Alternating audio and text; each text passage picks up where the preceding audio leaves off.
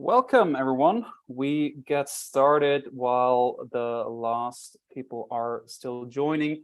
Thanks a lot for the interest in this event on academics, advisors, and activists on the role of scientists in politics. My name is Sevan Grüning. I'm president of REACH, a scientific think tank that organizes this event, and I'll guide you through this evening together with Kevin Thomas and Clara Suko from REACH Romandy. And we're really excited to have you here because there is, of course, not many topics as relevant as today. Climate change, Corona crisis, they have kept us busy in the last couple of years, and the role of scientists was heatedly discussed again and again, and is now with the most recent also activities of the organization of one of our panelists, Anna Stilke, again in the focus of the media and also discussed within and outside academia. So we're really thrilled that we could organize such an event. And I'm also very happy that our panelists could make time on such short notice. We really just launched everything last week, and I would like to thank you all already that you've taken the time to join us here. I quickly want to introduce just roughly who is talking tonight, but they'll have ample possibility also to introduce themselves later on. So Master Salate is a professor of digital epidemiology at EPFL. He was a member of the Swiss COVID task force which advised the federal government, and after his time there, he launched the organization CH++, which wants to foster the scientific and technological competencies of the government and all the political organizations. On the panel is also Tanja Rechnitzer. She's a philosopher at the Leibniz University in Hanover, and they're also focused on the role of expert and expert knowledge in democratic society, and she's a board member also of REACH since many, many years. Also joining us is Cyril Brunner, a scientific researcher and climate physics at ETH in Zurich, and also part of the Scientific Advisory Council of the Glacier Initiative, a national initiative that wants to curb CO2 emissions in Switzerland. Also on the panel is Caspar Hirschi, a professor of general history at the University of St. Gallen. One of his focuses as a researcher is also the different roles of experts in society. And last but not least, there is Anna Stilke. She was until recently a researcher in evolutionary biology here in Zurich, but now a full-time activist against climate change amongst the organization that's working with our Extinction Rebellion and now Renovate Switzerland. So really looking forward to discuss this topic with them, but also with you. So what you can do is ask your questions and upvote other people's questions. So if you really want to know something about from the panelists or want to ask a general question, go to that site, slido.ch. Oh, no, I think it's slido.com. Very sorry about that. Or you can just put in sli.do and enter that code. Kevin will also put the direct link on the in the chat, so you can just follow it there. And essentially, you just need to type in that code, and then it should take you there. And as I mentioned, there you can ask a question, upvote other questions, and we're really looking forward to hearing from you and your point. So with that being settled, so please put the code into the chat and see the code, the link there. I would like to get started with the panel, and first of all, just present you a little bit the panelists, but not in my words, but in their words. And I would like to start with you, Anna. So tell us a little bit about your work as a researcher so far, And what made you change your line of work? So what did you do before, and when came that transition from being a full-time researcher into doing activism against climate change? Thanks, Servan. Thanks for having me. I'm also really thrilled to be speaking to academic colleagues again, because it's a joy I haven't had much of in recent months. So shortly, I did my PhD in evolutionary biology at UZH. And already then I started being active as an activist with the movement Extinction Rebellion on my free time. And then after that, I started a postdoc at ETH in a lab that works in global ecology. And it's a lab that does extremely relevant stuff because they work on ecosystem restoration and global climate change. But 1 year ago, I decided to quit my career and my lab to instead go full-time into organizing civil resistance movements in Switzerland. And you've seen the results of that a lot this month with motorway blockades by the campaign Renovate Switzerland. And the reason I've done that basically is that we're losing everything. We're losing everything, and working in ecosystem restoration to me made increasingly little sense, because basically things are moving too fast for us to restore. And clearly the problem for me is not lack of scientific knowledge, it's lack of political will. And after being an activist for several years and reading a lot of that, because I'm a nerd, because I'm a scientist, it was really for me an occasion to realize that there's a science to this. Activists don't just do things at random. Social change works, there are techniques you can learn, things you can do. And now I'm still learning a lot, but at least now I know what I'm doing and this is working. And I've figured out how to do civil resistance that works, basically. So now I see it as kind of a mission to move on to that. Because yeah, definitely what we need now, the limiting factor is political will and not more data. I'd like to follow up on one thing you said. So you said, okay, you became engaged as an activist during your time as a researcher. Was it from the beginning on clear that this is the way you want to engage in politics, or did you essentially weigh the other opportunities? How did you decide, okay, no, the activistic route is the one for me, and no, I don't want to launch an initiative, I don't want to become a member of a party, I don't want to sit in an expert commission, it's activism. So how did this decision happen? Well, so I'm 30 years old, and I think I grew up a little bit naive. I grew up in France, and my generation is the one of the Agenda 21, sustainable development, all this bullshit that I grew up with, thinking that there were very competent people taking care of the problem, and the problem couldn't be that bad because the competent people looked very calm and everything. But despite my studies in ecology, I was not fully aware of the catastrophic nature of climate change and the threat we're all under. And basically what it took for me to realize this was the first Extinction Rebellion protests in the UK in 2018, where I saw ordinary citizens, not scientists, a lot of older people actually getting willingly arrested for blocking 5 bridges. And these images suddenly made me realize, shit, this is bad. Some ordinary people are willing to put their freedom on the line for that. And then I spent several days just reading everything I could about the topic, and like this horrific dawning realization that even I, an ecologist, had no clue. And to me, this was an extremely powerful lesson in science communication. The best science communication I've seen on climate change was this retired people in the UK being arrested by the police, basically. So that's why I decided to join in my free time as an activist and didn't do the link with my position as a scientist at first.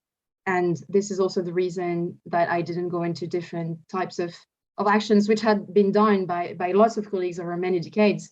This is very good work, all the kind of work everyone on this panel has been doing, basically, it's completely worthwhile.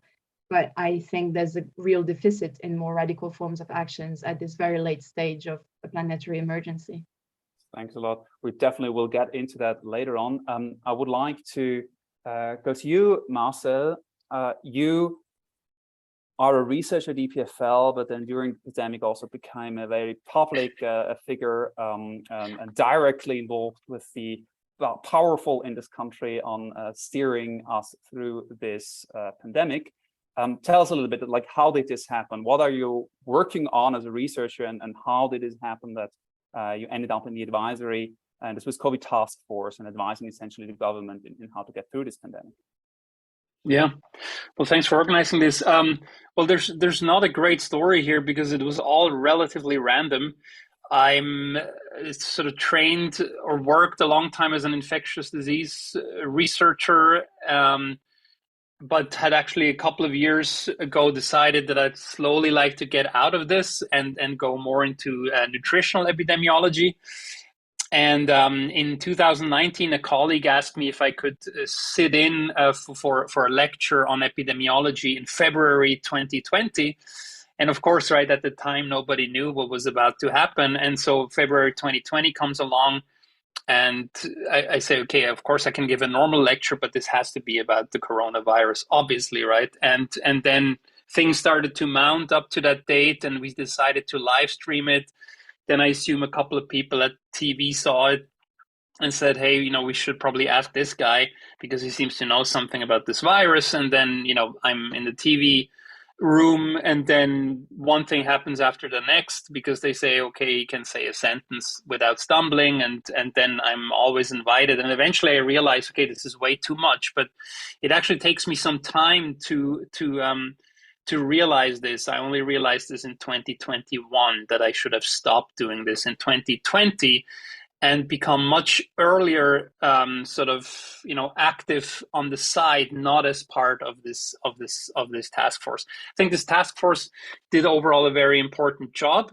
I was glad to be part of it. I left a little bit earlier than most, but I in hindsight, I wish I had left even a bit earlier and started CH++ earlier, because I needed this alternative way to interact with politics in a way that did not constrain me with the task force engagement. Because there, right, if you're in these official roles, then people say, please, you're an advisor, right?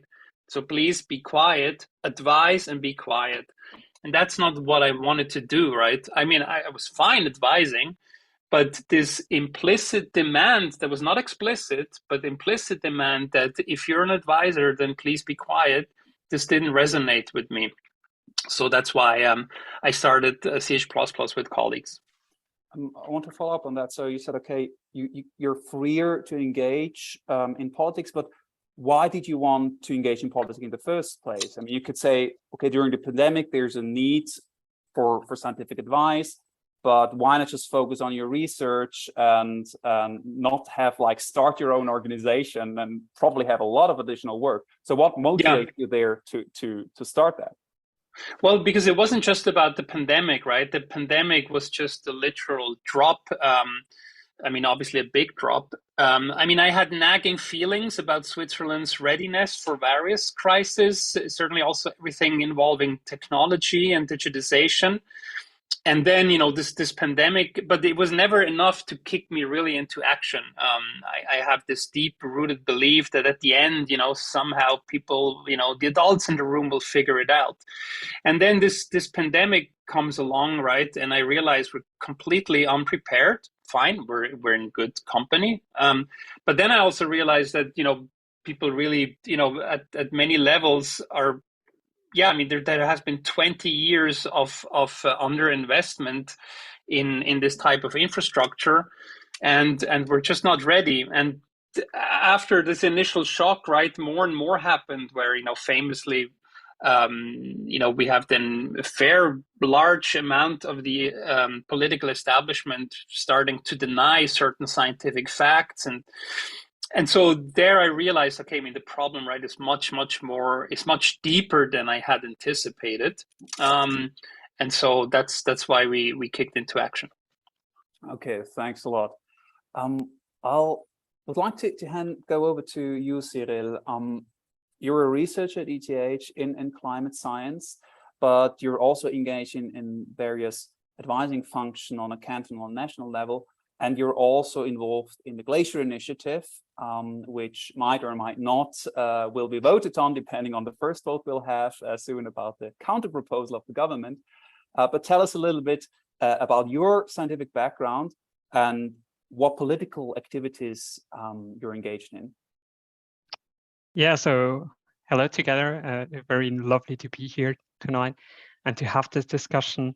I'm a climate scientist at ETH, and my research field is looking into how can we mitigate climate change, and they're more specifically at the last, what should I say, 10-15%, the hard to avoid emissions, so whatever is going to be left over, and how we can balance this to net zero by also removing carbon dioxide from the atmosphere. And so I'm active in various occasions, a large diversity, and sometimes, for instance, I am an advisor, as you said, for instance, the Glacier Initiative. In other instances, I support decision maker, policy maker on the cantonal level, on the national level, or on the municipality level, especially when it comes to climate strategies and the options within, whether these are sufficient, whether we forget something, whether we address things correspondingly, and so on. But then also, obviously, I'm also a private person, or like as a private person, I also vote, and I take my chances there to support what I think is right. And then also for other, let's say, stakeholder like companies, which are thinking more and more about how they can contribute to climate action, what their contribution could look like, and what is actually a sound contribution, a scientifically sound contribution, and not just so-called greenwashing in that respect. But why did you decide to use the means that you just described? I mean, Anais before said, okay, for her it was relatively clear she wanted to go the activistic route. You say, okay, no, I'll use those other means that are probably less grab the attention of the media less.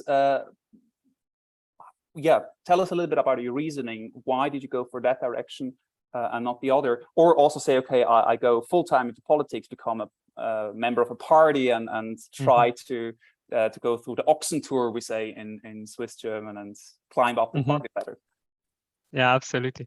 I think if we want to do this transition, for instance, with respect to climate action, we have to do this as a society.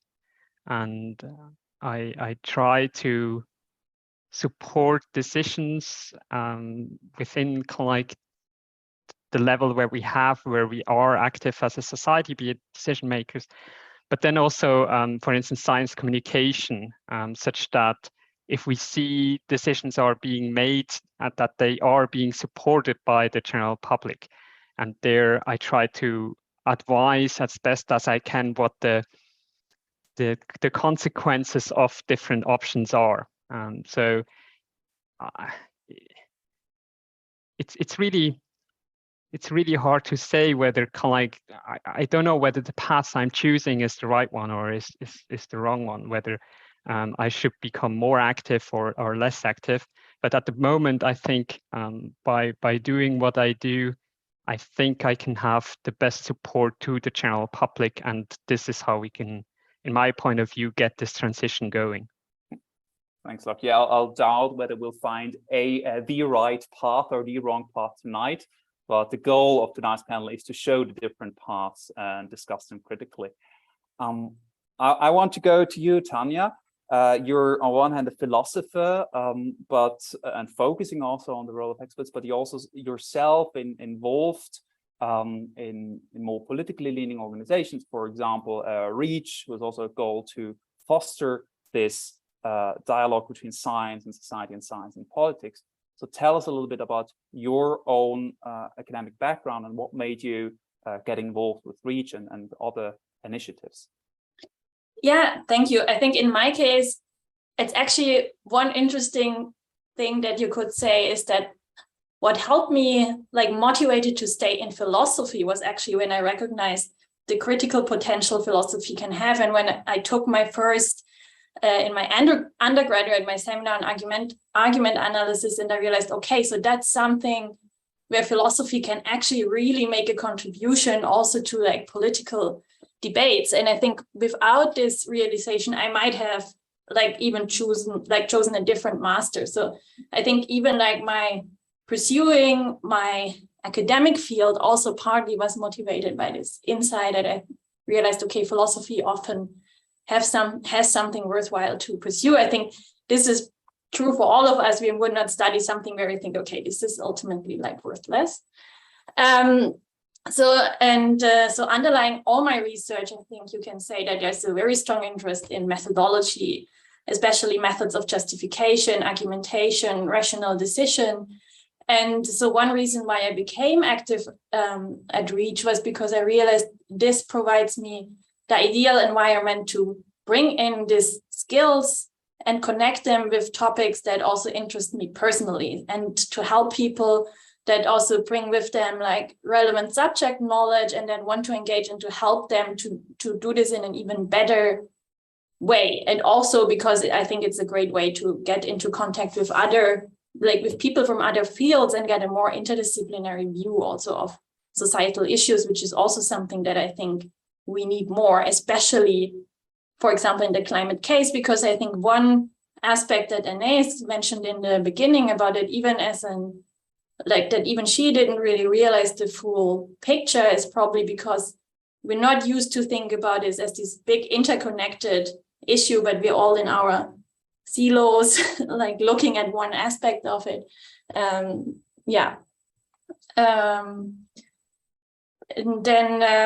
So I try to connect these methodological skills and apply them to various topics. And I think, that these philosophical skills are obviously something that you cannot only apply within philosophy. And also in my book, what I'm trying to do there is to try to use a philosophical method and try whether it can be used to justify a precautionary principle that's applicable to climate policy decisions. So always with this focus on what can we learn for like actual practical problems. And you're now in Germany, in Hanover. You're also yourself German, so you could say, okay, I also launched my political career. I get involved in politics there, but you went a different way. So you're engaged in political initiatives at the university. Why did you decide to go in that direction? If you say, okay, I want to make an impact with my work, how did you decide on that path? I think one reason is that I'm really a very cautious person when it comes to endorsing substantial positions. So I'm always questioning, like, okay, this seems intuitively plausible for me, but do I really want to put myself out there and claim this? So that's actually, maybe that's a bit of a cowardly position, but I feel like, if I can help other people to better understand what they want to argue and how these things connect to other arguments and help them to understand the debate better. And of course, I also understand the debate better through that.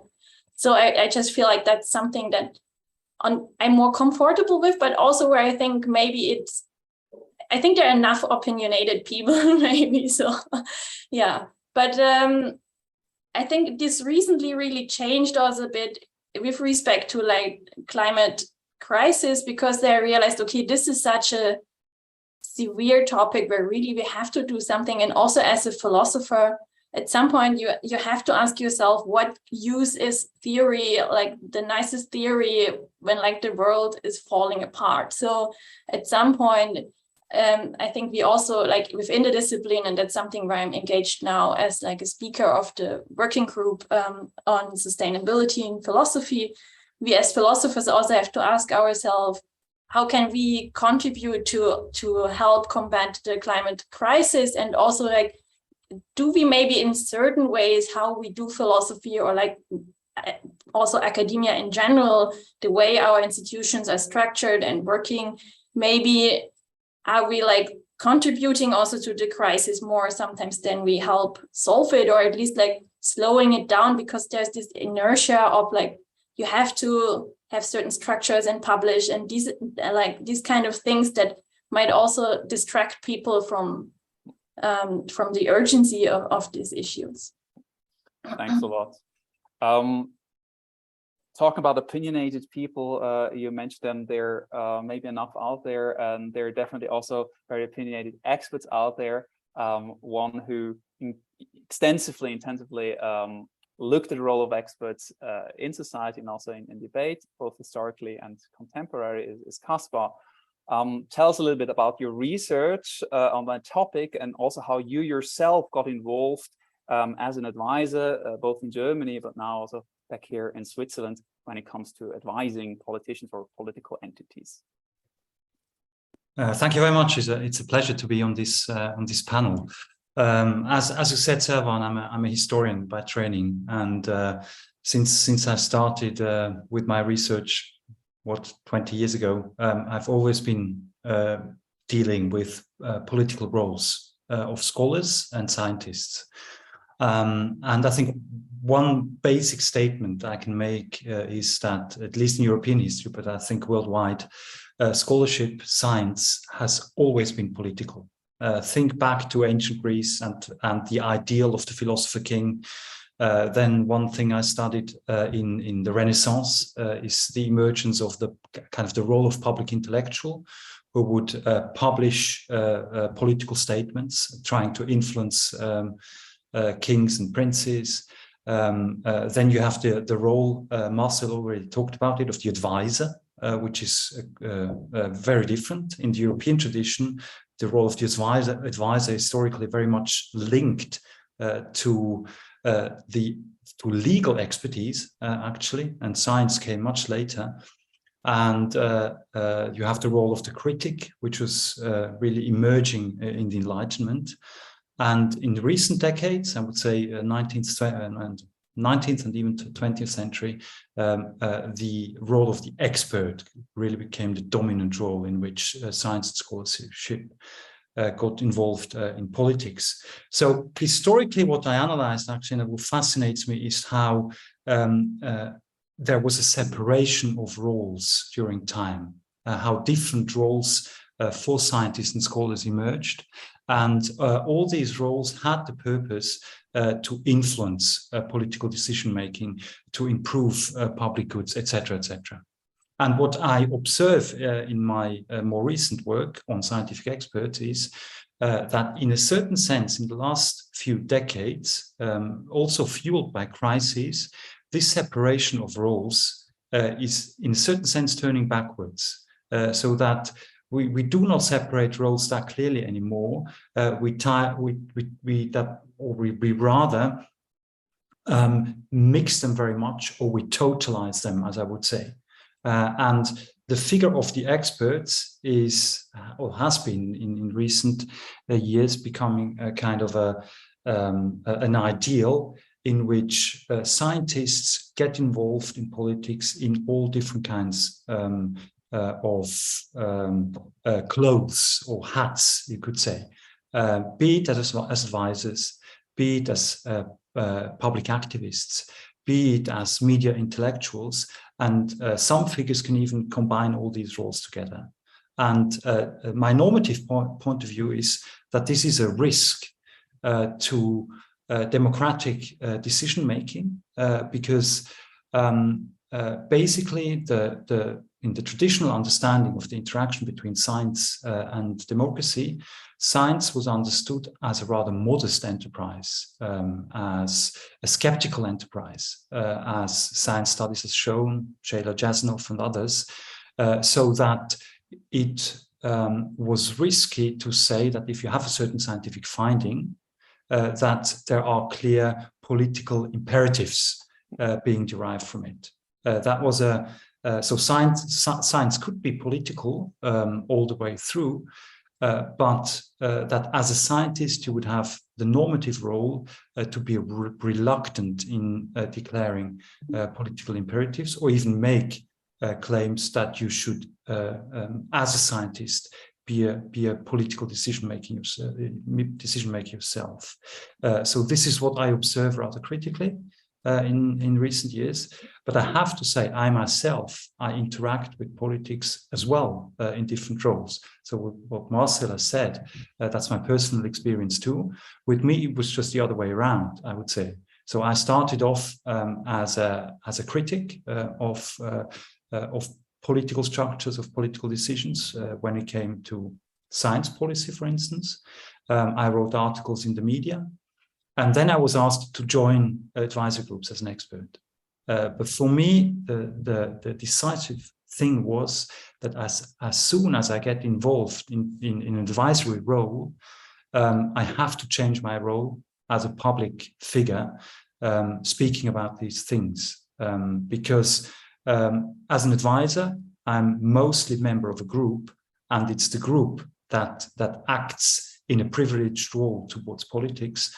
And this, I think, changes the possibilities I have in a democracy as a scholar or a scientist being engaged with politics. So I have different roles. I try to align them as best as I can, and I always try to feel better each time. Thanks a lot. And we already have a lot of audience questions based on your introduction. And there is one that now fits nicely in. Kevin, please read it.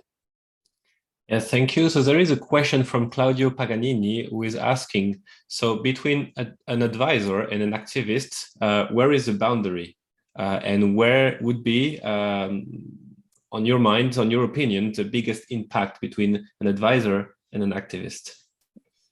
Thanks a lot. I would like to give that question back to you, Casper, and then we can see what the other on the panel think about it. For those of you who've newly joined, Kevin will also put the link to the Slido tool in the chat so you can ask your questions.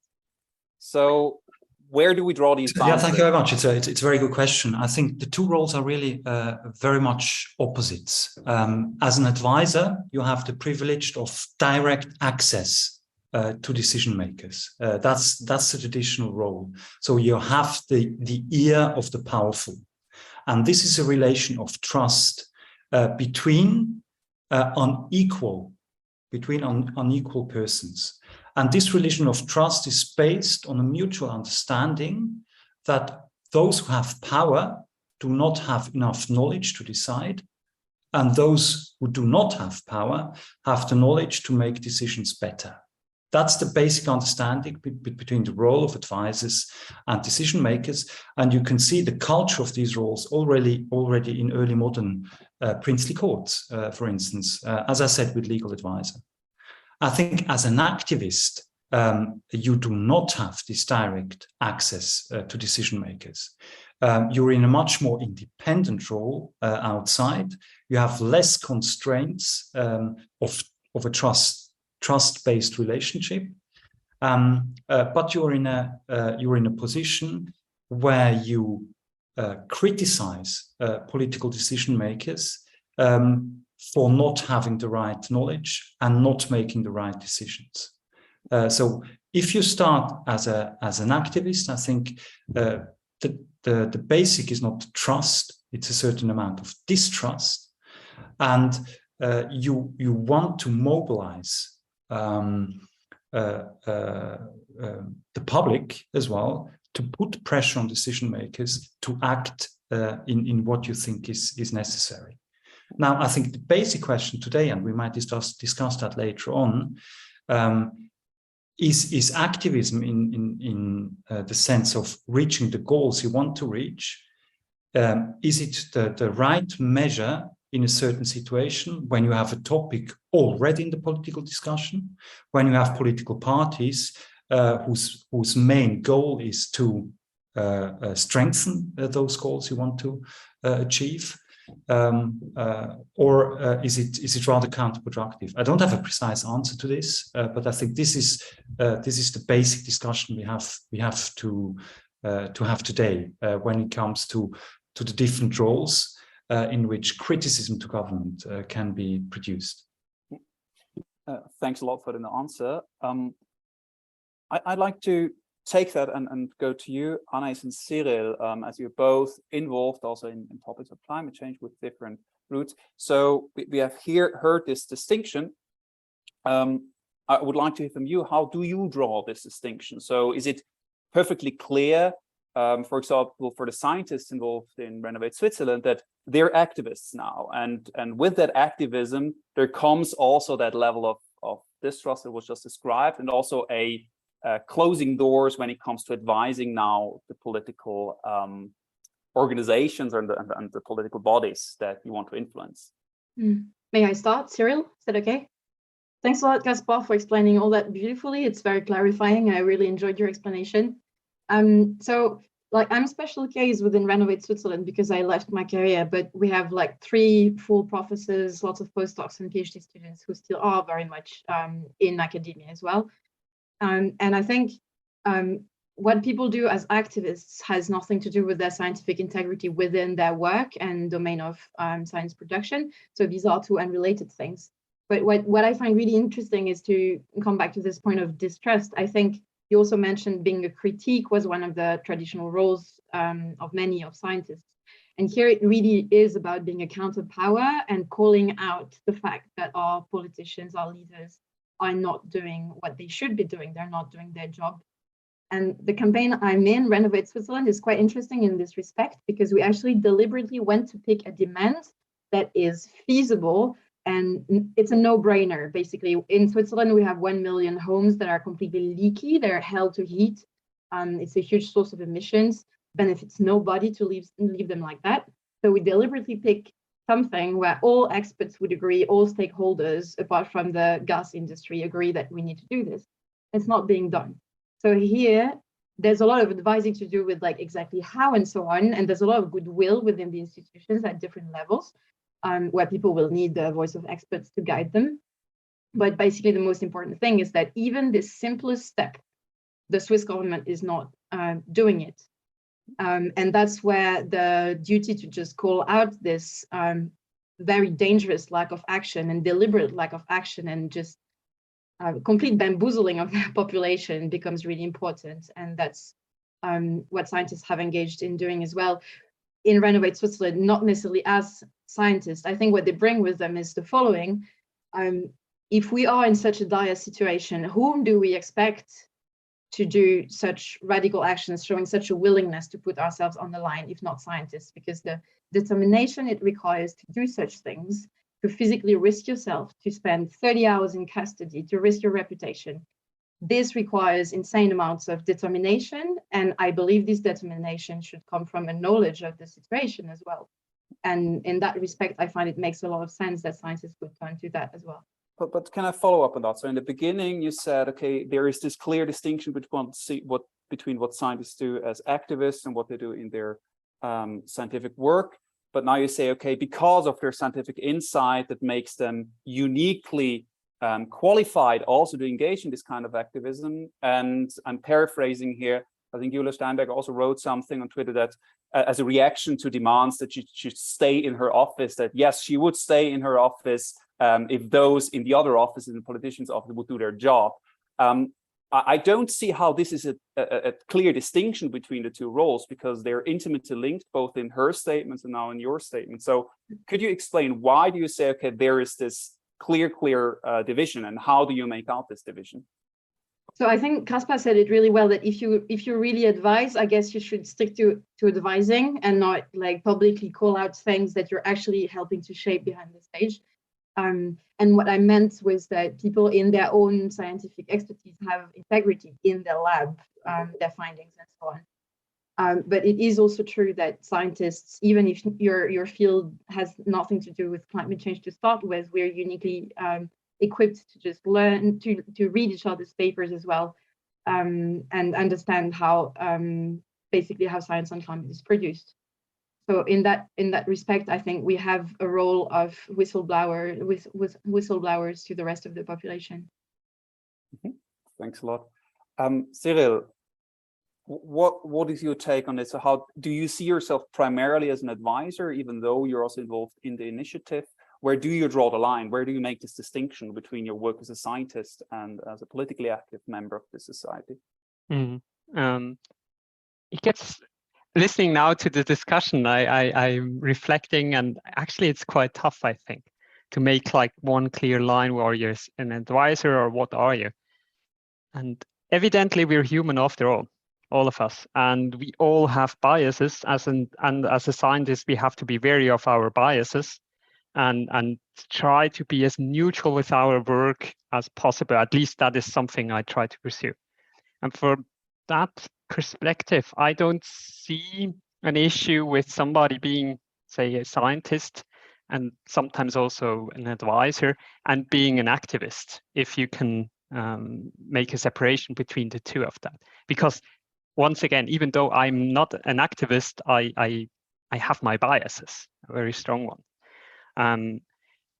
But then also at the same time, I see that the outside pursues or sees that not like that. So for a lot of people from the outside, they see that somebody who is a scientist and an activist might not be a neutral scientist. And I can also understand that. And for that reason, I think it's also, if we decide to do that, we have to be wary of that, and we have to also be thoughtful of the potential consequences that this is going to have.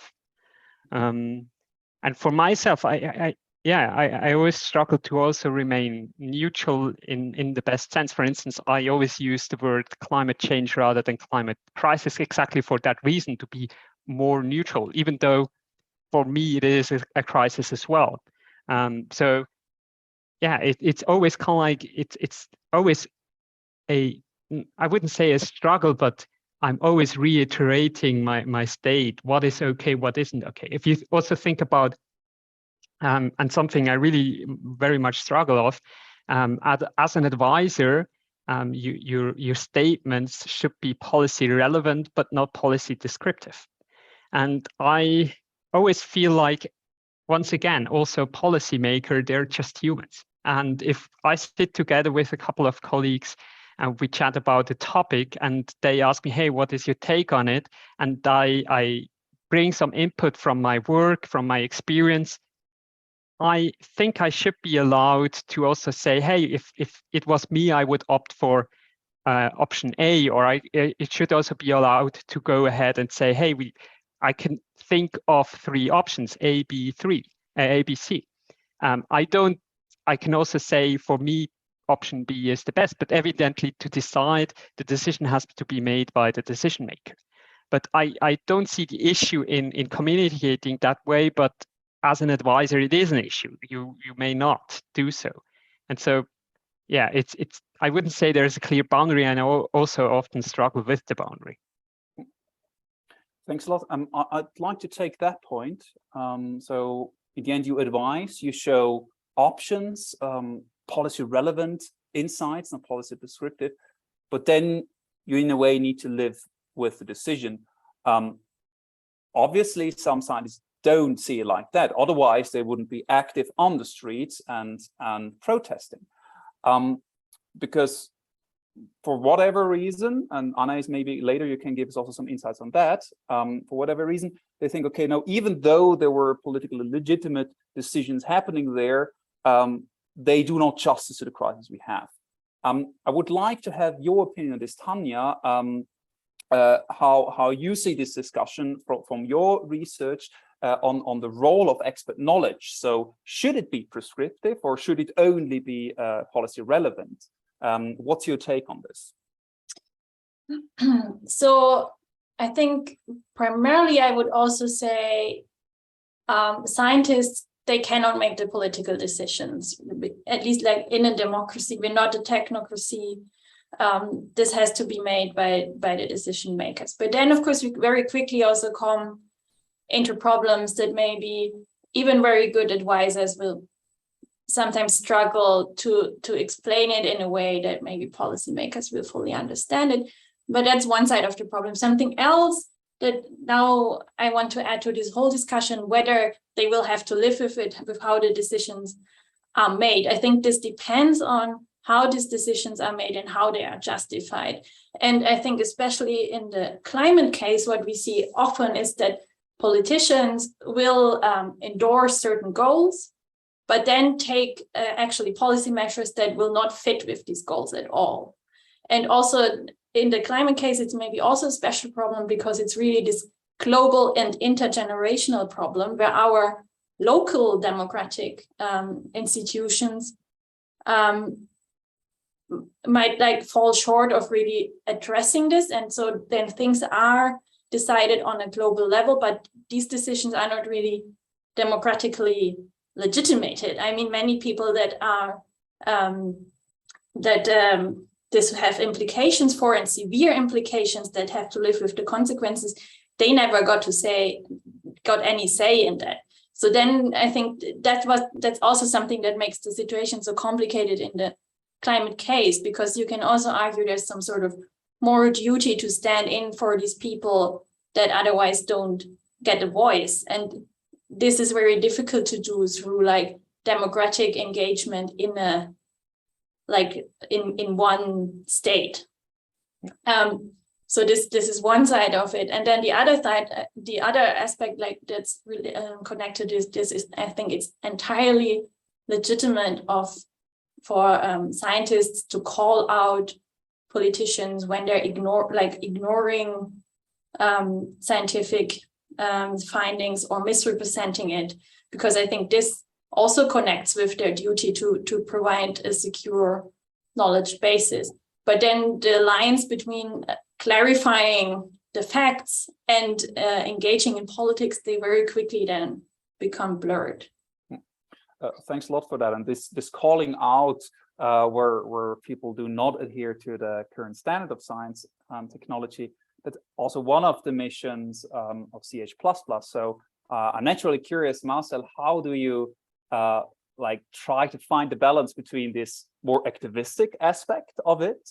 Say, okay, we call out politicians, but at the same time, we also want to help with positively enacting change, which requires some kind of advising. So how do you make that boundary, draw that boundary? Yeah. Well, I mean, the first mental step is not to over interpret this boundary.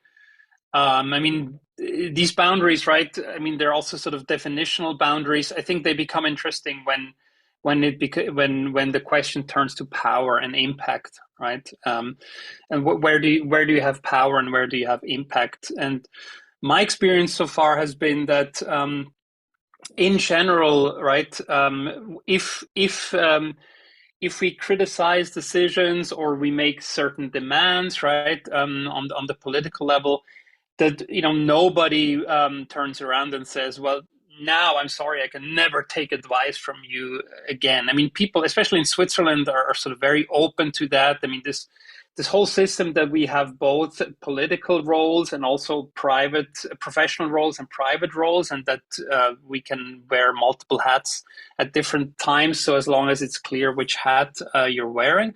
I mean, my experience has now been that this is generally quite widely accepted, at least at the moment. I'm just always careful to pronounce which hat I'm wearing.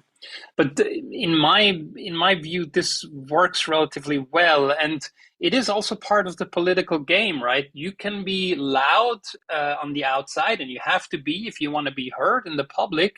And then you can also work with people, behind closed doors. I mean, this is just also the reality of politics, right? People are very loud on TV and on social media.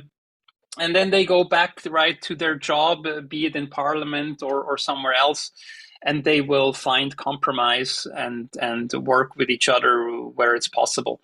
I just don't think that this role is necessarily this distinction is necessarily so strict. It is, of course, now being slightly weaponized, right? In the sense that some people say, wow, you scientists, you have to stay in your lane, right?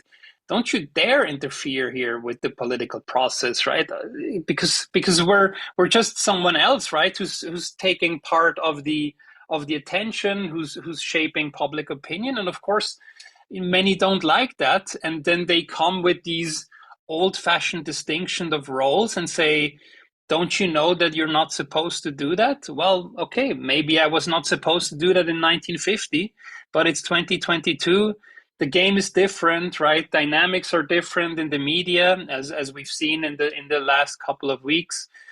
And you either play according to these new rules and roles, or you risk not being heard, clinging to an old-fashioned view of who is supposed to do what. I'm just always a bit puzzled, right, when I hear these kinds of claims of what you are supposed to do. All right. I mean, I think everybody should reflect on their own what they want to do and what the power struggles will be. I have a follow-up on that. You mentioned power, and I think it's safe to say that science as an idea and also scientific information has a tremendous power in Switzerland. I mean, we not only have direct democratic elements, Agogo in Switzerland with referendum initiatives, we also have a plethora of expert commissions who essentially take decisions on things that affect the whole population. So which drug gets approved or the stability of the electric grid. Those are expert decisions made by scientists. So science has a tremendous amount of power, and also it has a lot of amount of power in parliamentary debates, where everyone essentially wants to have science on their side.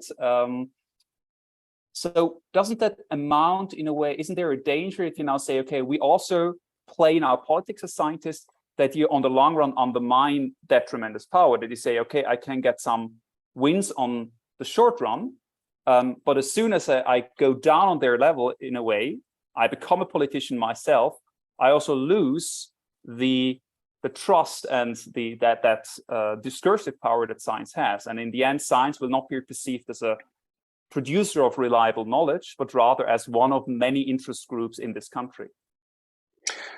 I mean, I don't think science has to trust because we're quiet, right? Science has to trust because it is a system that works, right? And that has clear principles. And you lose your trust very quickly if, as a scientist, you violate those principles, right? If you start to fabricate data, if you're clearly not open to evidence of the contrary and these things, then people will lose the trust relatively quickly, and they should so, right? Because then you're not playing according to the rules of science.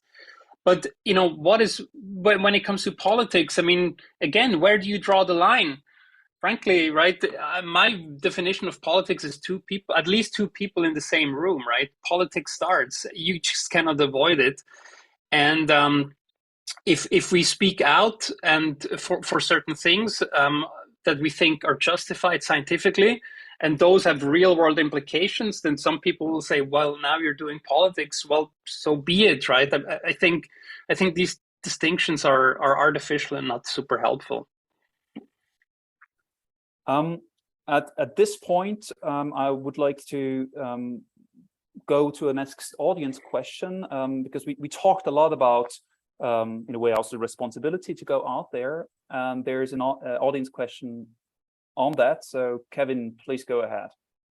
Thank you. So there is a question from an anonymous person who is asking, so do researchers disesteem their responsibility as such as researchers if they do not get involved in public debates? Like, do they reduce the responsibilities that they have as researchers because they do not participate?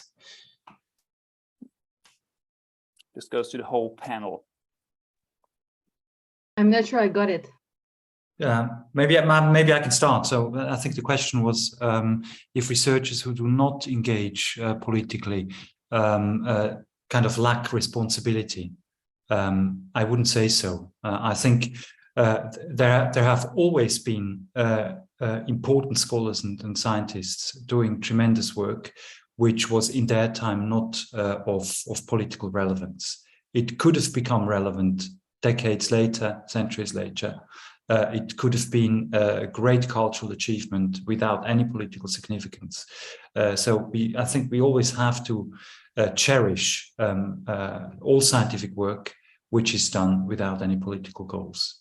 And at the same time, I think we have to be aware that science and scholarship has always been connected to politics. So I think Marcel is right when he says that sometimes the argument made, well, you're a scientist, stick to your neutral position, stay in your office, that this is weaponized. But I also think that there is legitimate criticism as to how we engage publicly.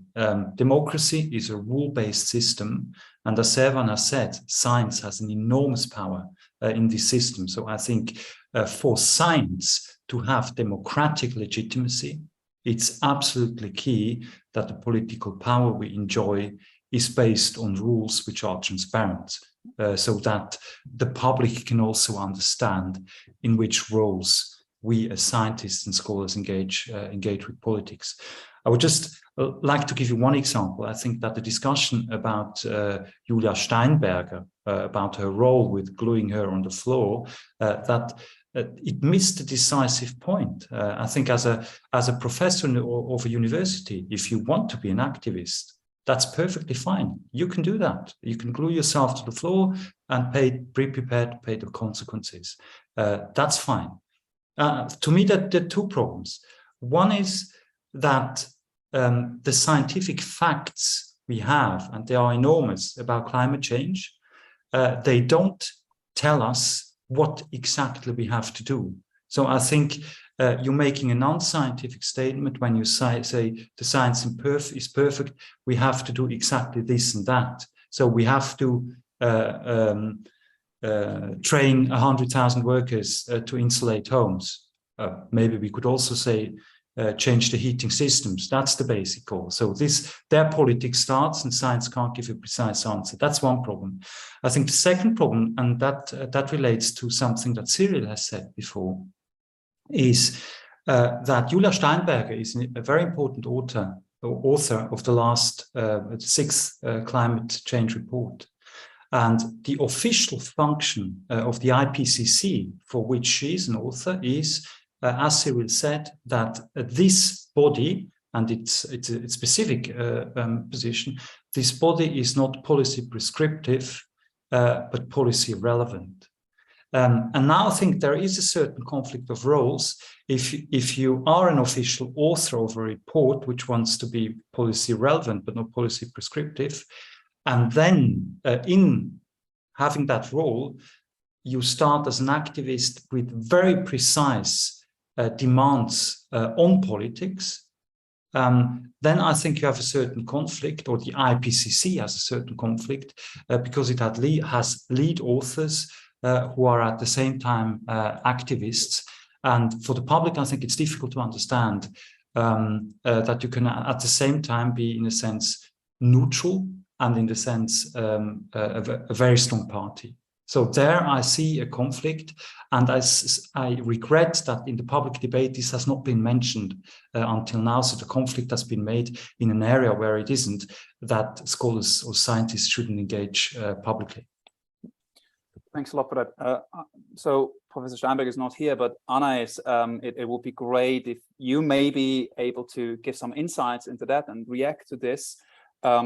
This conflict of roles that was just described. Yeah, I'll do my best. Obviously, I wish Julia was there to speak for herself, but I also know her really well.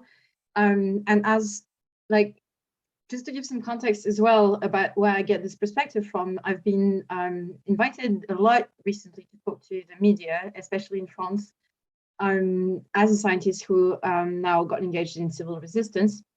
And one thing that journalists often say is that it's so hard to get scientists to agree to say anything that should be done, for the reason you mentioned, that we shouldn't be policy prescriptive.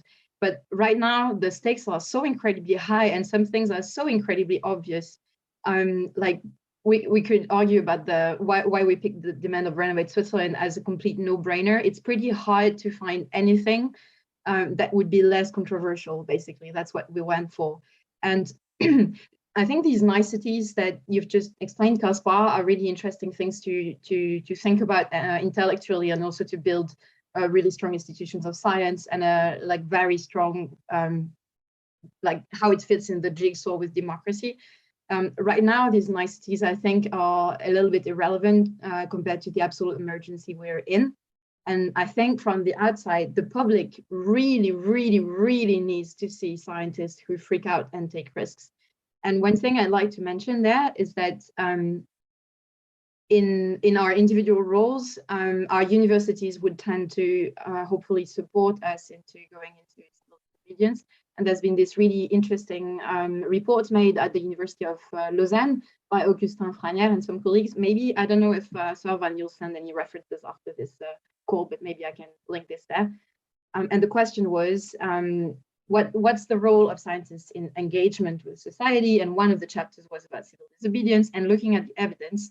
Do individual scientists lose credibility themselves, and do they undermine credibility in science towards the public when they engage in, for instance, illegal activities? And the evidence for that seems to indicate that no, and it's rather the opposite, because for lay people, it makes you a lot more credible if you're willing to walk the walk in a way. And I have experienced myself that very often individual colleagues who would have liked to be a bit more vocal did not do it because they believed that they would discredit themselves, and especially science, which is so important to all of us. And I think this is bullying. We've been bullied. And I can tell that whenever some people publicly say, oh, you're discrediting science, they are people with ties to the industry. And we are not discrediting science. They are trying to make us believe that we're doing it. And if it's not working, they will manufacture it themselves. So I just like to say that to colleagues, do not let yourself be bullied. We will not be discrediting science by taking very well considered action ourselves that comes from a place of sincerity and care. I'd quickly like to follow up with on that with a question. So you said journalists really struggle to get scientists to commit to concrete demands, and that in a way is also mirrored by communication studies, science communication studies in Germany, which showed essentially that with regard to climate change, the extremes are more predominantly mentioned in the media. So you have the clear warners of climate change, and also those who say, okay, it's not that much of an issue, so what you just described. But coming back to what Casper said, isn't there a problem in that? If you reflect on it, why do journalists want that? Because, of course, there's a certain dichotomy in the media with regard to how they function, but they also want it because scientists are perceived as bringers of reliable and severely tested information. And of course, because that's the thing we need to produce, we can only provide that with regard to very, very specific statements. So if now all of a sudden scientists go out on a limb and make more bold statements that are not backed by science, don't you still have this conflict of interest? The audience and the media trust you because they think, okay, that's a scientist who says it, it's well tested, but in the end, essentially, it's just part of it is well tested, and the rest is extrapolation, for which we have to be honest and say, okay, we can't say. It might still be justified by other terms, the precautionary principle. Tanya, I would like to hear your opinion on that later. But could you quickly react, Anes, to that? So this conflict of interest of roles, I still think it's there. Yeah, I think here we're really touching on this horrible risk of technocracy that we don't want. That would be horrible.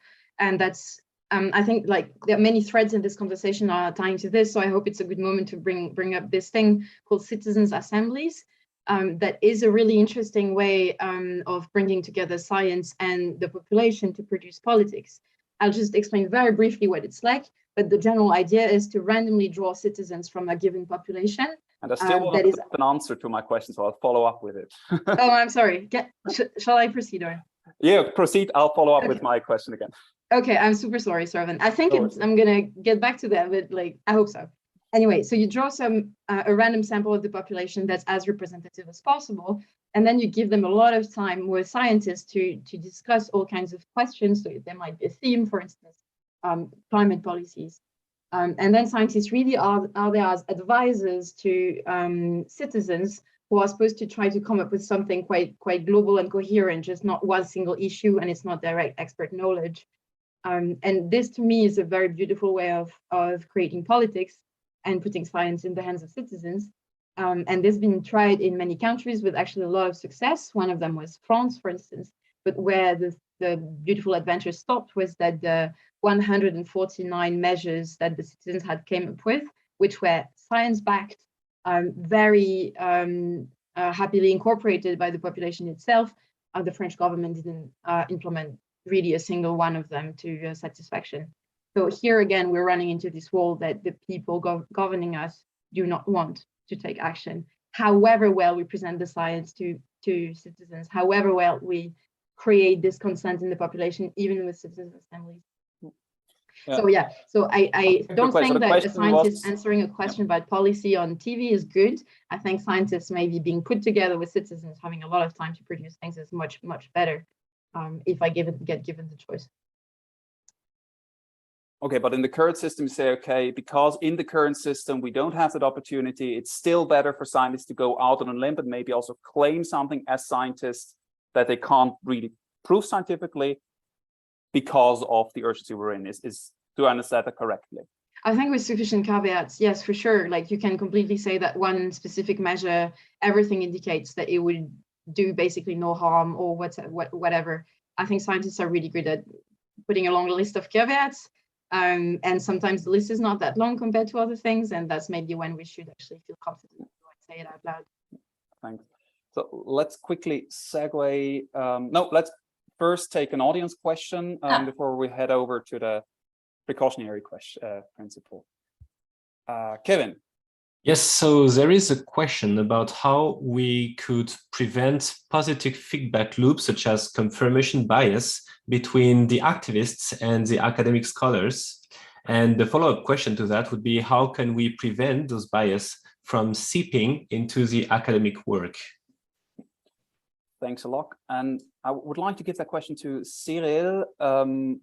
Maybe you can say from your personal experience how you try to prevent this feedback loop, or whether there are any means that you know of, or whether you think it's not even an issue.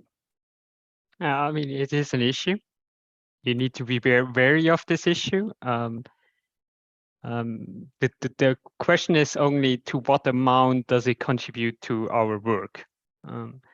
And I think up to a certain point, the scientific process of how science is elaborated and developed helps there very much with peer reviewing and also with having discussions with your peers. And yeah, but I think it's I wouldn't know how to respond to that question actually.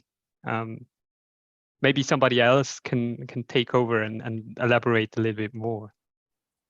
Just maybe a short example if you want to further study this problem. I think the work of Roger Pielke, who has political scientist specializing in the political advice of the IPCC. So he has been a critical companion of this process for quite a while, also controversial one.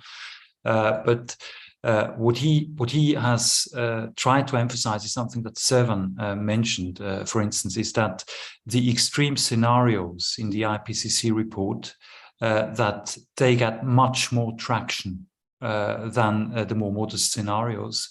And this can be because traction in the mainstream media, and then they can also be mentioned much more in the reports themselves, although they have a lesser probability than the more modest scenarios that are presented.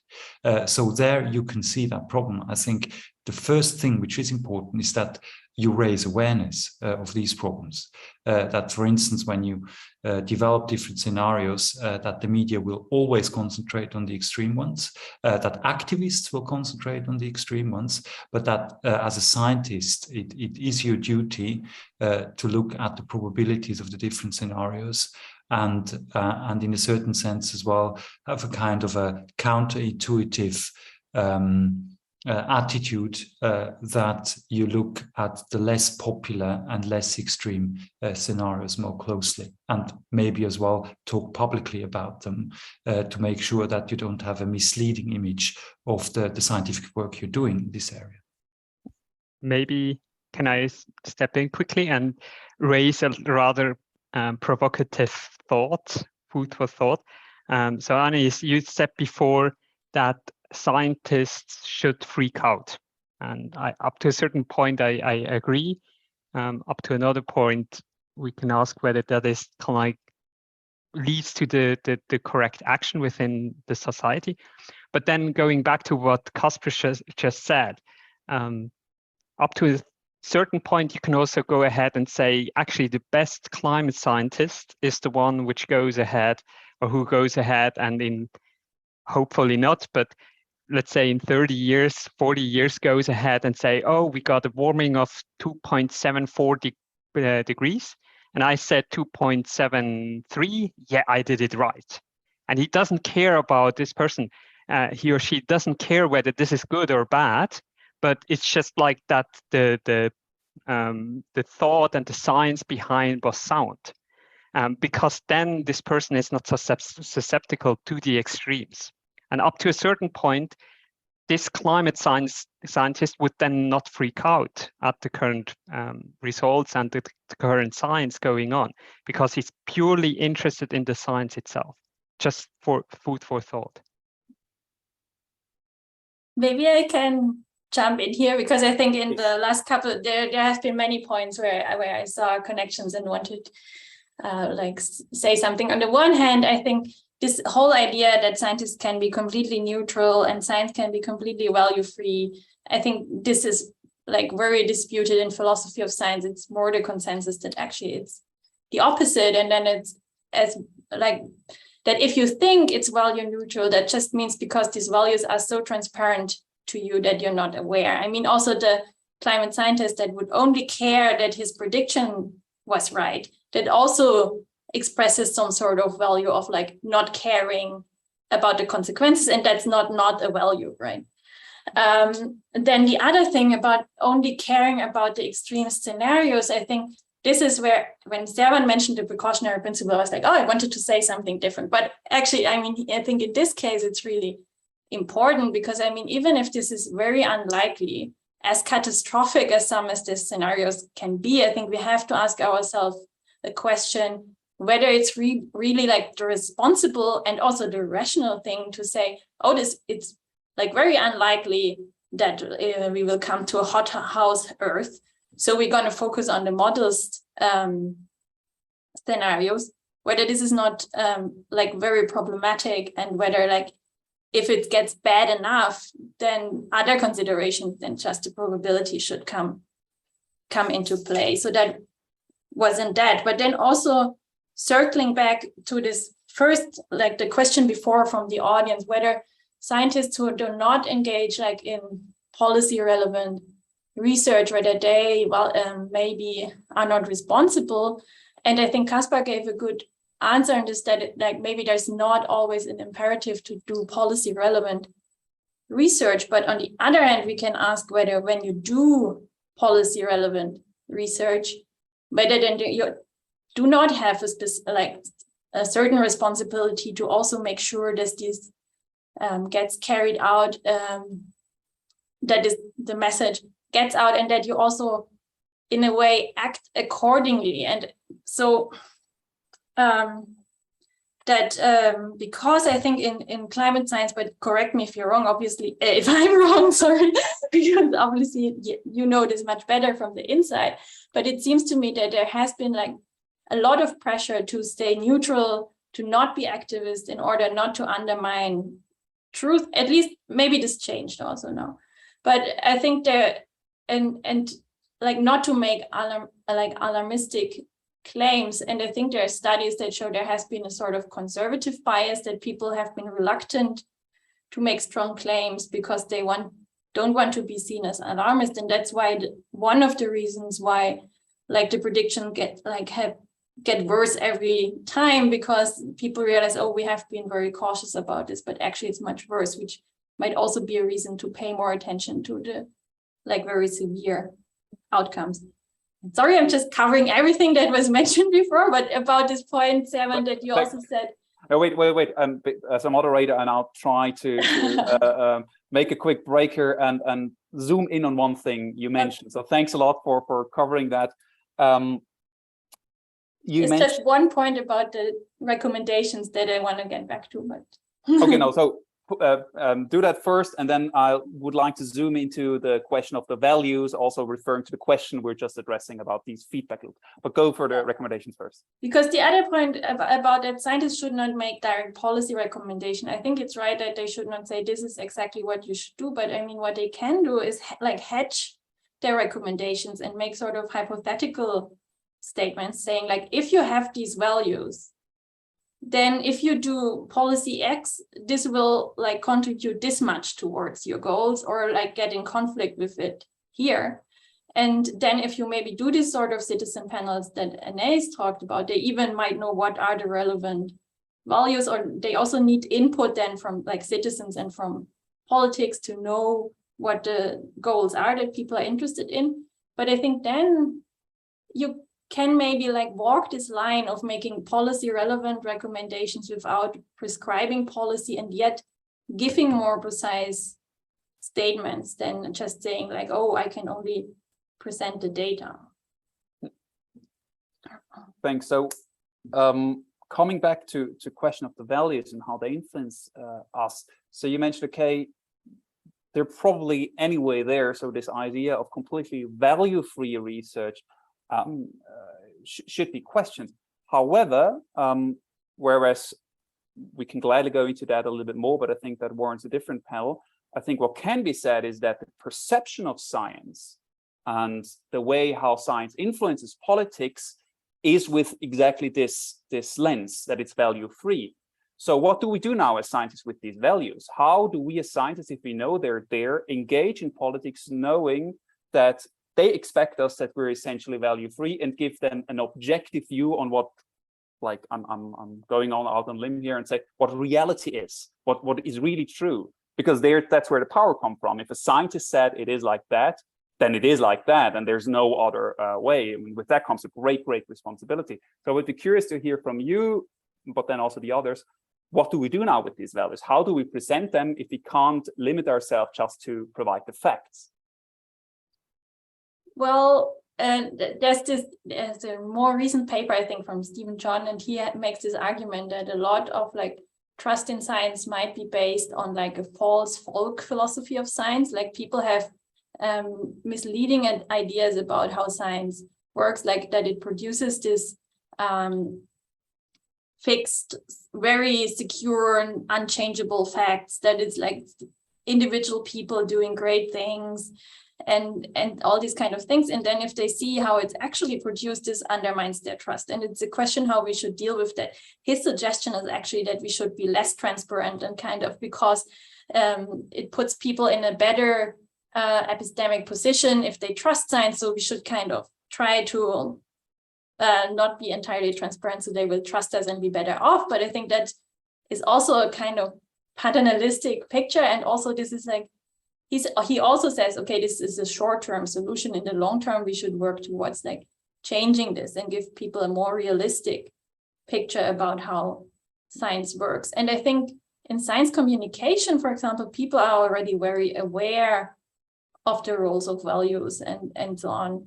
And so I think what we maybe need is also good moderators in these kind of discussions, like good science journalists, maybe also, that understand enough about the science to realize where value judgments come into play, and that can maybe also make those more transparent than scientists themselves maybe sometimes can do, and then to kind of disentangle this value freedom ideal from other things that make science a very good source of knowledge, like the methodological rigor it has, the shared standards that guarantee a certain intersubjectivity or objectivity, and these kind of things. And so I don't think that science has to be value free to provide reliable knowledge. And yeah. And so it's not even that it's like depending in a way on your own knowledge. It's more like maybe saying, okay,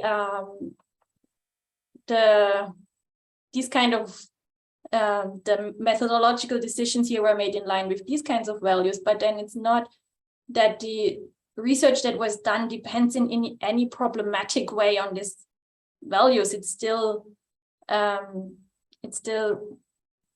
methodologically sound, and you can say, okay, and now if I would use other values, I would make this difference, but I can kind of bind it back.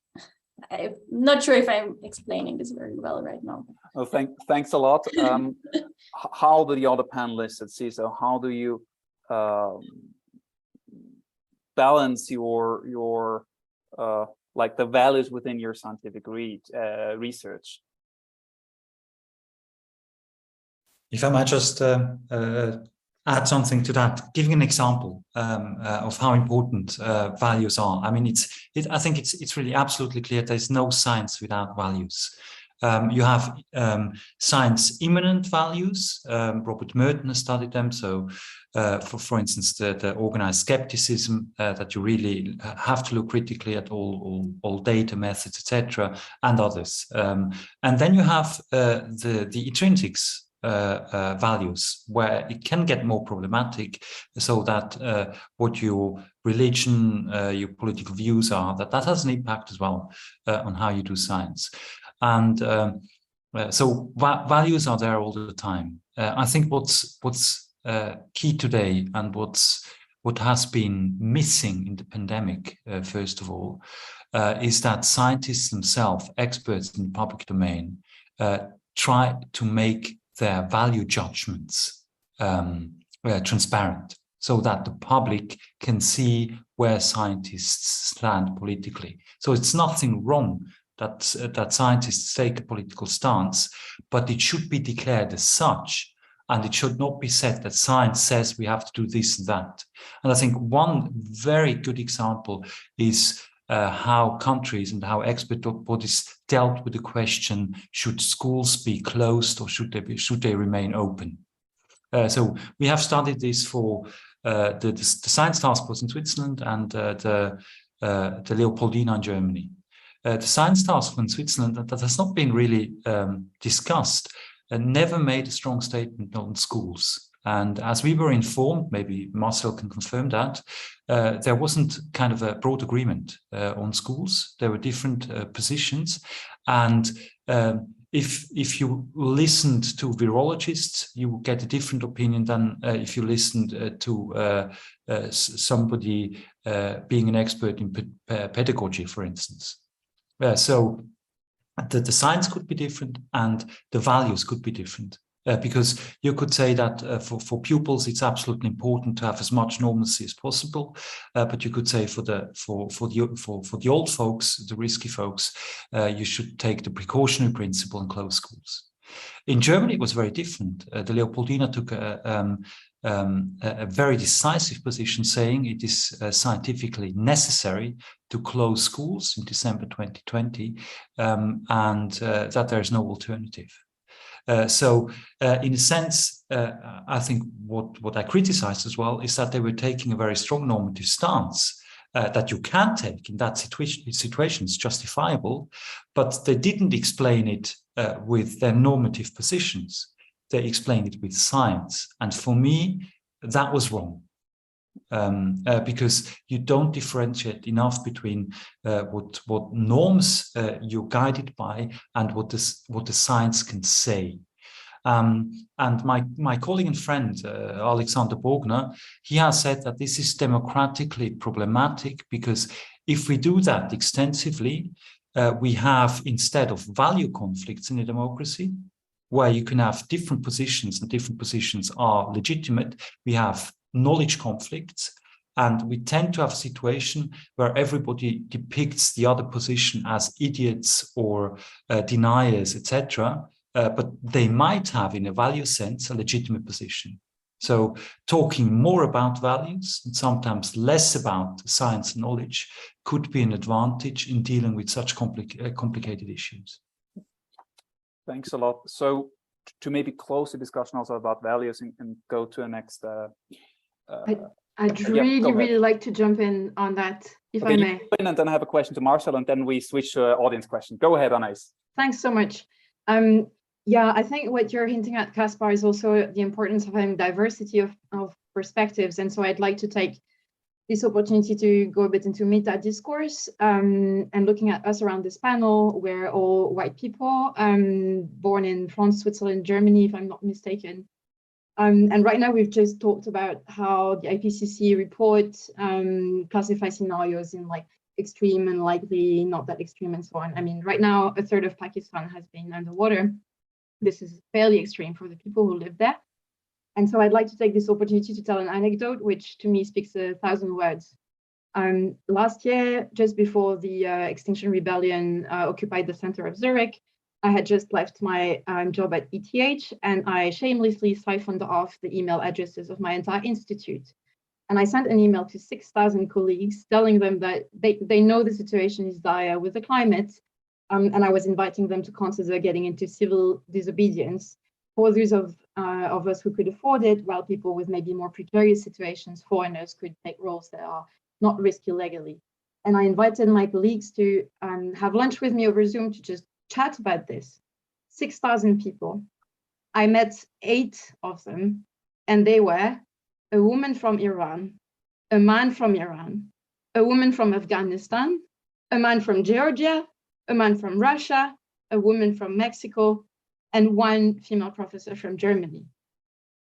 Of 6,000 colleagues, the only ones that would even consider breaking the law in this country were the people who can't break the law in this country because they come from terrific countries that also have been bearing the brunt of climate change. So I'm just saying this so we also keep these people in mind, these colleagues in mind who are not there in Switzerland shaping the discourse around climate change with their values. And in that case, their values might be just plain survival. But I just wanted to share this here. A follow-up on that. So before we had the question whether there's an ethical responsibility for scientists to get engaged, and those who said something about it said, okay, no, there is no such responsibility. What you're saying essentially implies the opposite. So you say, okay, no, actually we would have a responsibility because you would have expected more of those thousands of people to react. So why do you think there is this responsibility for scientists to engage, to even break the law?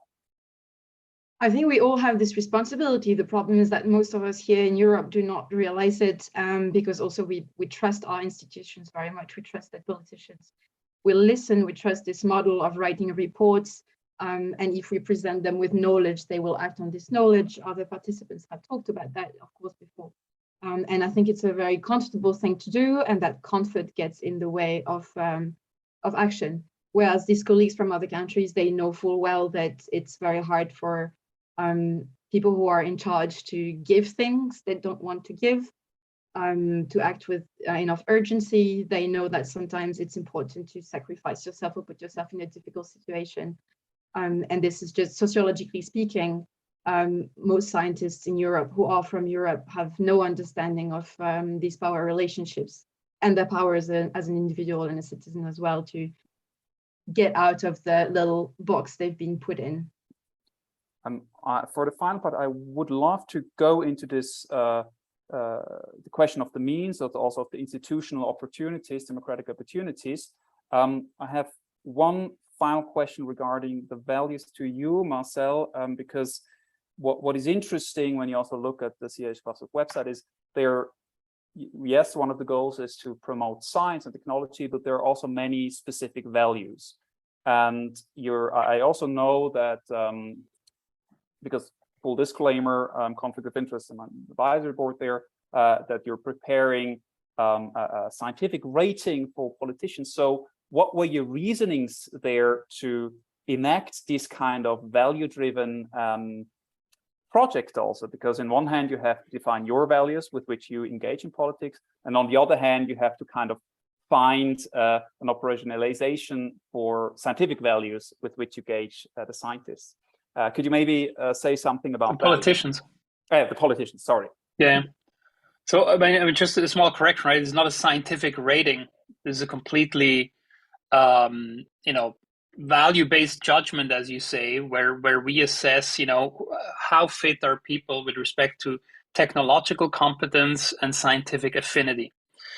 And right, there's not going to be a right answer. This is just our answer, and we're happy to have that criticized as well.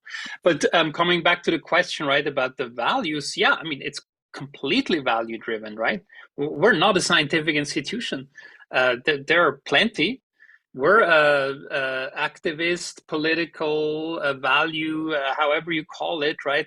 Private citizens engaging in saying there is not enough scientific affinity and technological competence in our politics and in the administration, and it's going to hurt the country, both in the short and the long run. And we feel this is not only scientists' obligation, right? As we've seen in the pandemic, there's a huge part of the population that thinks exactly that way, but there is no group that sort of defends these interests. Scientific institutions defend the interests of the scientific institutions, and that is, of course, absolutely legitimate. But who defends for citizens, right, that their administration and that their politicians are doing the right thing, in quotes, but based on scientific facts and with good technological competences? That is what we are standing for, and that is completely value driven.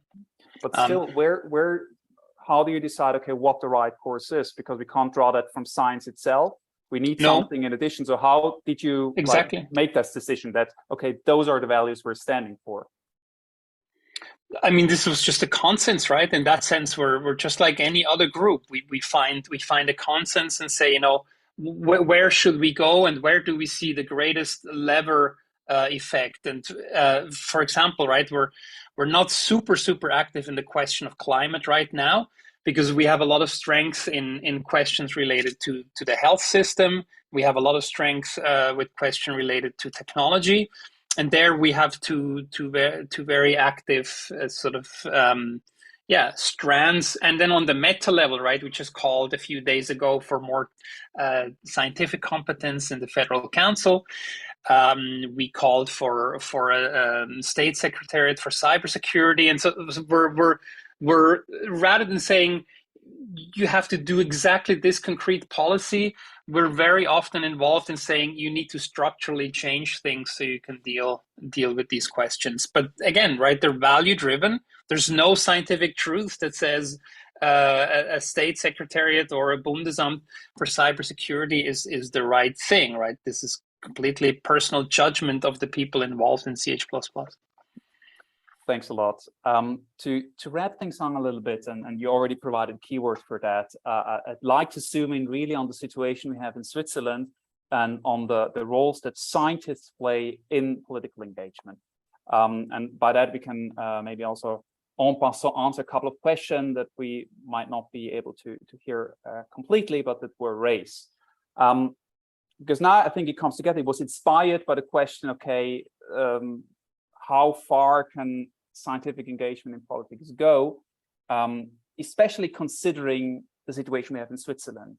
Granted, there are many places where you don't have a democracy, where you don't even have the amount of democratic say as in Switzerland. So what does it mean for the choice of political engagement that scientists have in Switzerland? And I'd like to start with the question, yes, scientists, should they also... Oh no, let's first maybe take this one question from the audience and then piggyback on that. There's one in the audience that also goes in the direction of activism and marginalized people. And then we can go from there. Yes, there is a question from Jonas Wittwer who is asking, so he's saying that marginalized people are the best experts of their own oppression, and they have their voice heard by the way of activism. And Jonas would like to know, what are your thoughts on that point? Thanks. And I'd like to follow up on that and say, okay, activism, it's a necessary tool. I would say also democratic tool for marginalized people to make themselves heard. But that's not essentially why we're here. So we're here also to discuss whether this tool is valid for scientists. And there a critical question also to the round, but especially to you, Anna, is, okay, do scientists really need to resort to that kind of mean, given that they have, at least in Switzerland, all these other means for engagement? For example, launching an initiative, going into politics, being members of expert commissions. Why would you say, okay, no, scientists, those 8,000 scientists should have all be standing there with you when you sent out that email? So the latest IPCC report says that all models that allow us to stay under 2 degrees of global warming with a 66% chance, in all of these models that allow us to save what can still be saved, mostly global emissions start going down in 2025. It's in 3 years. So popular initiatives and that kind of things to me is like, I don't want to talk about that. It belongs to a completely different period. And regarding carrying the voice of the marginalized, I don't know how well suited I would be to comment on that. But what I do feel is that the most privileged people in society have a special responsibility to take risks. And right now, as scientists in Switzerland, we are among some of the most privileged people on earth, at least in terms of our status and stability. And to me, this is very much our task to at least consider how we could help and not shy away from personal risks, because we actually face so few. Thanks. Cyril, you must see this differently. So one of the people supporting the Glacier Initiative, which has now found success. How do you respond to that? Okay, those tools are for the past with regard to climate change. I can only repeat what I said initially. I mean, I fully understand, don't get me wrong. And I think the Swiss system is a little different than a lot of the systems on the globe otherwise. And I think if we want to tackle climate change, or if we want to achieve any of the SDGs, we have to do this as a society. And if I just see, I see that we don't have time, don't get me wrong. If I could have emissions stop tomorrow, I would be very much in favor of that. So no matter what I'm gonna say now is gonna contradict or shouldn't be opposing for that. The thing is, if I just see how long it took me to realize the issue, that wasn't within the day. This wasn't within one thing that I read, but it was like something that grew in me, that I started to understand, that I started to learn about, and it took a couple of years. And so I very much feel that this is happening, not with all the people in Switzerland, but like with the majority. And I think we're on a good path there, that we are realizing that. And if you go back to basically what you said, Anais, that emissions need to peak before 2025. Even we could discuss about this statement for a very long time, because it's actually also a misconception of interpreting the models. But in essence, these are all just scenarios. These are just possible pathways of how we can deal with that. And in the end, the real pathway we are going to choose is no pathway that was now simulated. That being said, there's options of how we can do it otherwise, even if we go further. But then we do need to react more quickly. And once again, I'm not suggesting that we should follow that pathway, but that would be an option. The models, how they are set up, are not choosing that pathways for other reasons. Okay, and then the next thing I would like to talk about is kind of like, if you look at, for instance, Europe, mostly I don't know the emissions of all the countries there are in Europe, but for most European countries, emissions have peaked. We are already on a reducing path. So then the question is, how can we diffuse that onto other nations, especially nations which are now, for instance, in the global south? How can we support them as well of also reducing their emissions and not having more and more emissions?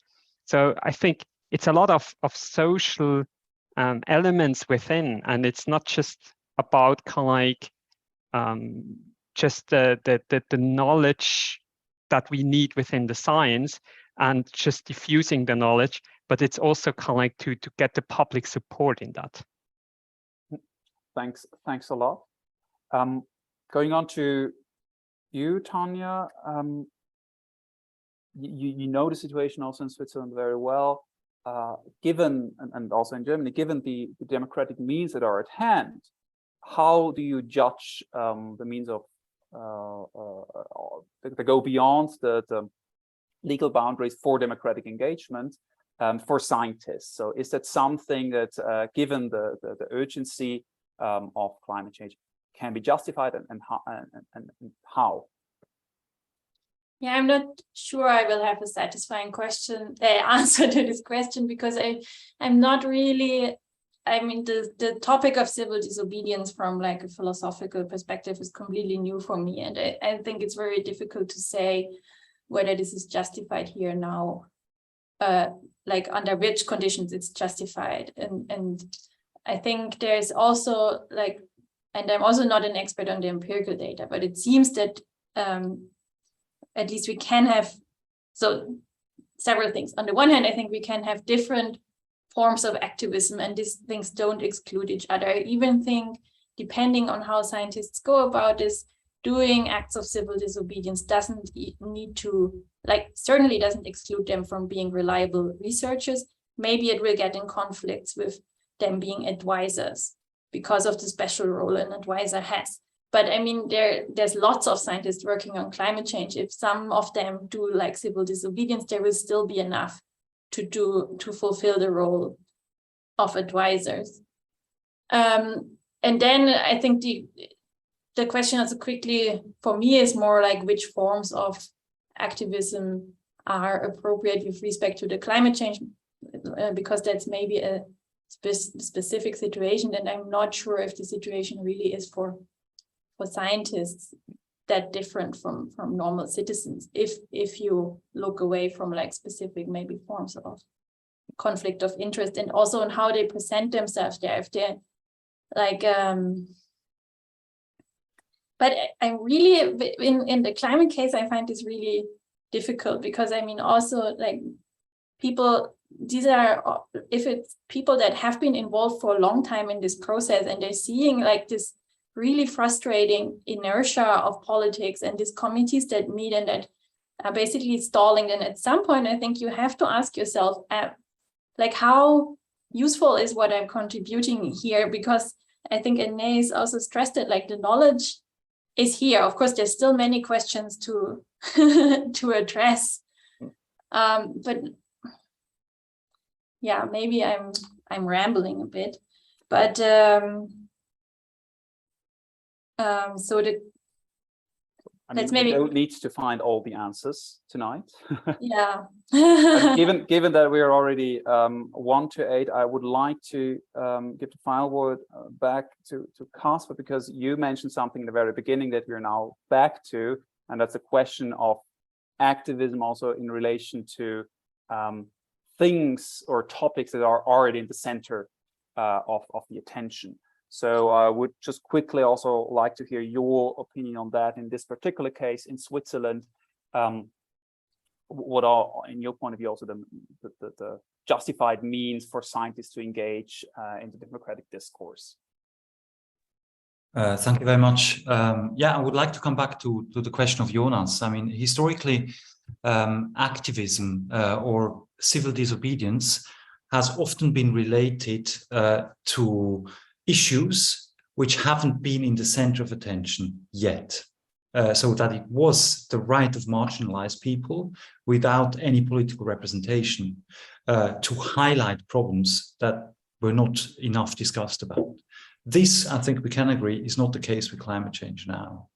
We have in Switzerland 2 parties who, the Green Liberals and the Green Party, who have a very strong focus on these issues. So to make a strong statement, I am doubtful that kind of very provocative actions in the public realm help the goals of these 2 parties. And I'm also doubtful to say that these 2 parties don't have any effect at all on policy in Bern. They might be soon in the government. So things are moving. And I would also say, to defend, in a sense, democracy, empirically, we do not have any proof that other systems are more effective of enacting climate change measures. On the contrary, if we look at Saudi Arabia, China, etc., they're not more efficient in dealing with these issues. They're highly complex. I understand all kinds of desperations that it's not going quickly enough, but it is finally moving. And I think as long as we don't have proof that other systems are better, I think it's highly risky to say that we have had enough of initiatives and we have to do it differently. Because are you implying that civil disobedience is not part of democratic tools? Can you elaborate I think on that? civil disobedience is always a good measure to highlight problems for which there is not enough awareness yet. But civil disobedience has a very bad history in bringing up solutions for problems. When you have to discuss about solutions, civil disobedience does not have enough, how to say, reflexive possibility to be enacting complexity. So I do think that at the current moment, civil disobedience might not be, I'm making it in a cautious statement, might not be the right measure to take in order to bring climate policy forward. So maybe we'll see a change, a historic change, because Renovate Switzerland combined the civil disobedience with a very concrete, and as we hear, party over like a demand with support from multiple parties. So maybe we'll see something different happening. We'll definitely be curiously observing all of you in your different political engagements. And there would definitely have been much more time needed to discuss in all those questions that are there. I will try to answer all the questions that were in the chat with references that we have. So we'll send out an email also with the document that Anna is mentioned and that were other documents that were mentioned. Thanks a lot, everyone, for participating. If you yourself are now thinking, okay, I want to get engaged, contact the people that were here.